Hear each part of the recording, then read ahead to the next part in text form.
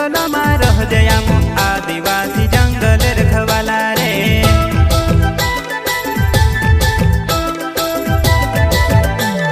चल जंगल जमीन काज पूजे रे आदिवासी दुनिया ने रखवाला रे। बाप देव खतरी काज पूजे रे आदिवासी सबसे निराला रे।